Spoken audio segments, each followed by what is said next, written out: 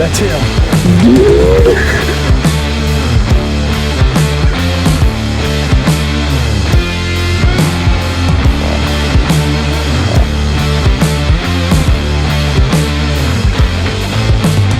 I'm still just kind of like speechless.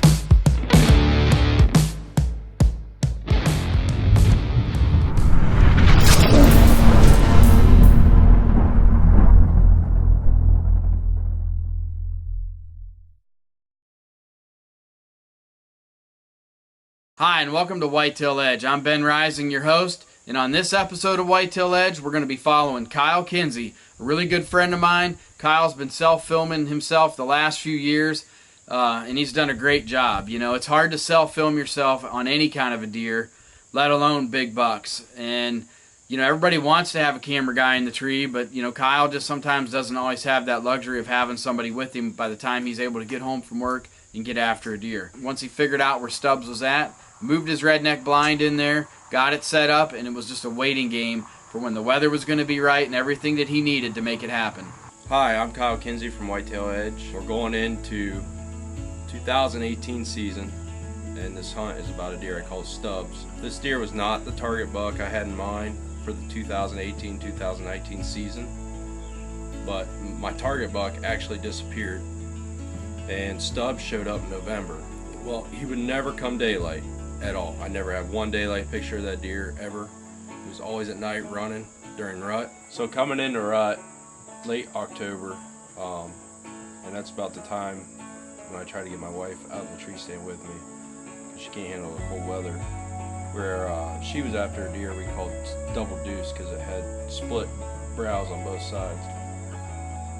Well, being a mother, she can only hunt a little bit, and it seemed like every time I was out hunting, I had that deer in front of me. It didn't matter when I was out, he was there.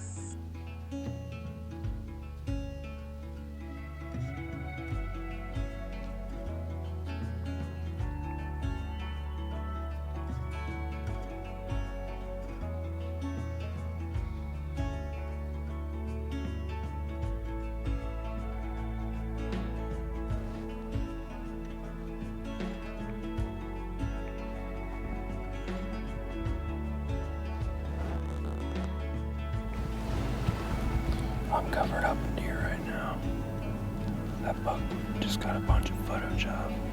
Been tending this doe for a while. Another buck just pushed in. But the buck I got a bunch of footage of, I call Stomper.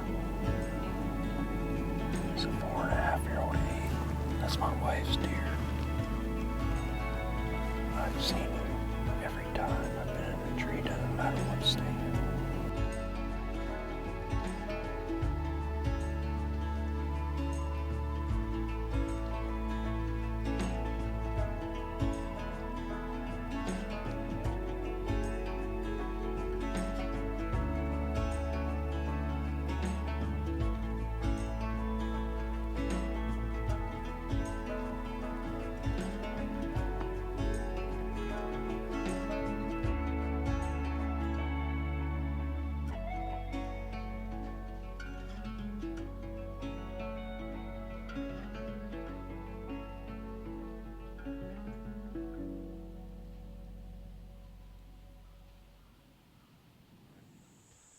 December came around.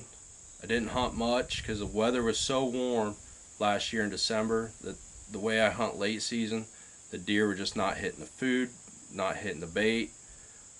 And then finally January rolled around and we finally got the cold front we needed that I knew that these deer would move in. And it got down like 8 below zero. So I made a game plan on Stubbs.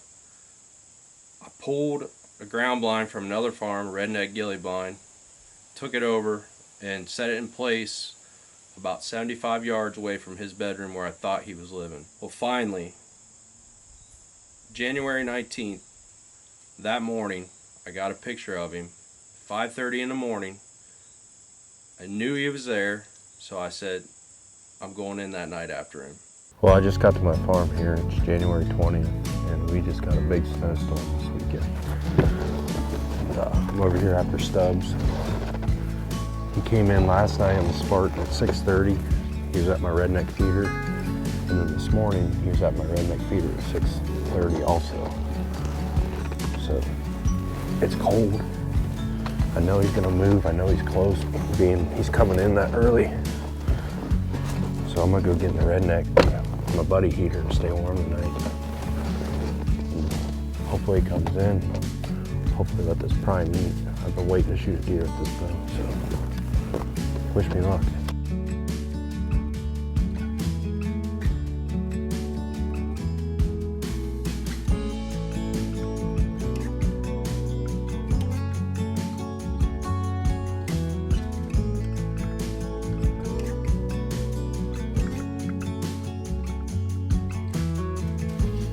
Just got in the redneck blind. Came in here after Stubbs tonight. He was at the feeder, redneck feeder at 6:30 this morning. He was there at 6:30 last night. He was also up here after he hit the feeder. I have an antler cane mineral block and some attractive fuel with corn up here. So I know he's close. It's cold. It's about 5 below. Pressure's up. I know he's gonna move, and he's gonna move early tonight. I just have a feeling, so.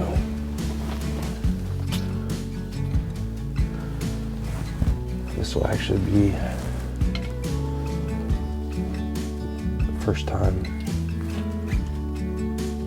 I've hunted a deer late season out of a ground blind. I filmed. Normally I'm in a tree stand freezing, but tonight I got the buddy heater. I'm in the redneck and I'm gonna stay warm. So, everything works out. Deer move. Hopefully we can put him on the ground tonight. I'm gonna sit back and get quiet because these deer on edge this time of year. Any little movement just scares the crap out of them.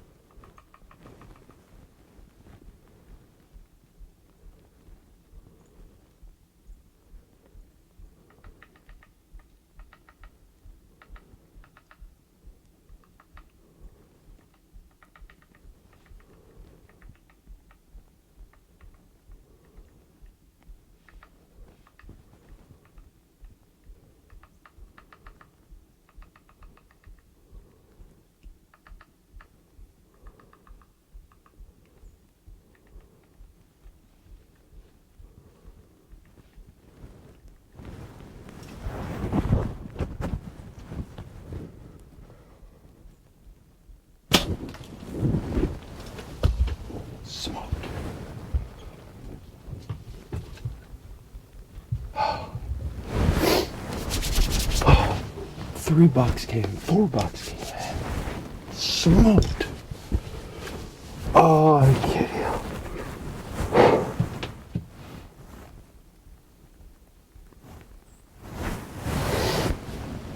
I don't even know what to say.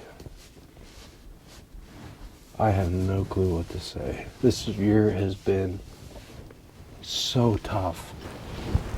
I've only got to hunt on the weekends. It's just, the year flies when you only hunt 2 days a week, and sometimes 1. Oh my gosh, I pinwheeled that deer. First deer with the prime logic and the havoc. Oh, I can't wait to call Ben. Oh, that was awesome.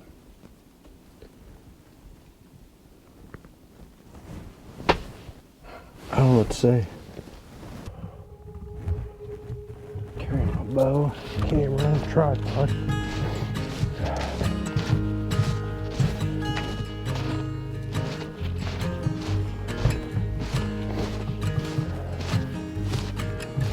Oh, he went right through here.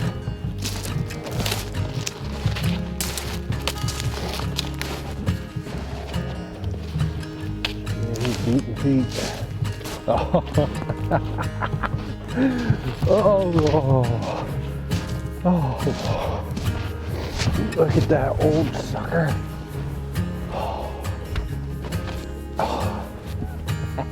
You old sucker, you. Oh.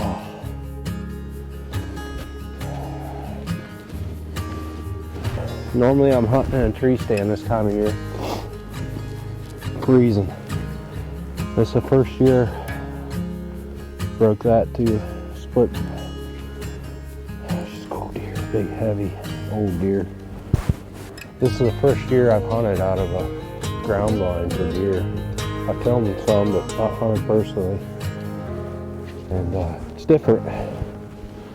With them ghillie blinds, I mean, it took the deer a couple days to get used to it, but once they did, just like tonight, I mean, they're on edge, but I am so stoked at this deer. Like I said, it's been tough. 2 days a week, maybe 1. And that's just Saturday, Sunday. This guy finally shows up. He was on the Spartan this morning at 6:30 at the Redneck. Last night he was there at 6:30 at the Redneck Feeder, and then tonight he came into the blind. And it was 5 below at the windshield, but man, it calmed down and it was beautiful.